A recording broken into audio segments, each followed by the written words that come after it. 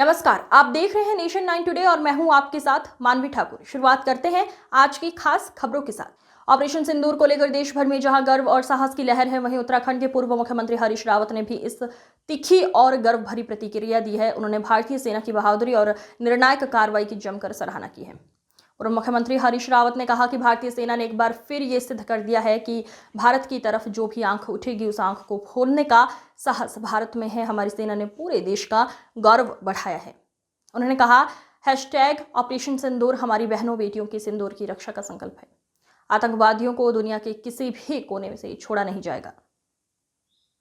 रावत ने पाकिस्तान को चिताते हुए कहा कि अगर उसने फिर हठधर्मी दिखाई तो भारत का अगला लक्ष्य केवल वो मस्जिद नहीं होगी जहां से आतंकी तैयार होकर भारत भेजे जाते थे, बल्कि अब जैश-ए-मोहम्मद जैसे संगठनों का सफाया तय है।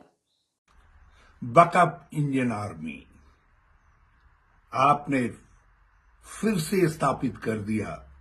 भारत की तरफ जो भी आंख उठेगी उस आंख को वो कहीं हो फोड़ने का हम दम रखते हैं। भारत दम रखता है। आपने हमारे गौरव को ऊंचा उठाया। ऑपरेशन सिंदूर, हमारी बहनों का सिंदूर लूटोगे और भारत चुप रहेगा। हमारी सेना ने दिखा दिया कि आतंक और आतंकवादी कहीं हों, दुनिया के किसी कोने में हों, हम वहां भी उनको नहीं छोड़ेंगे। आतंकवाद पर ये प्रहार, उसके लिए मैं भारतीय सेना को बहुत बहुत बधाई देता हूं। हम सब एक हैं, सारा भारत एक है। हमें उम्मीद है यदि पाकिस्तान ने कुछ और हठधर्मी दिखाई तो फिर हमारा लक्ष्य अब केवल वो मस्जिद सुभान अल्लाह नहीं होगी जहां से आतंक की ब्रीड पनपती थी, जहां से आतंकवादी तैयार करके भारत के अंदर चाहे संसद भवन हो, चाहे बॉम्बे हो या कहीं भेजे जाते थे। आज जैश के हेडक्वार्टर पर हमला करके भारतीय सेना ने जैसे मोहम्मद जैसे आतंकी संगठनों को चुनौती दी है कि या तो दुम दबा करके कहीं बिल में घुस जाओ, नहीं तो तुम्हारा अब कोई ठौर नहीं है, तुम्हें कोई नहीं बचा सकता है।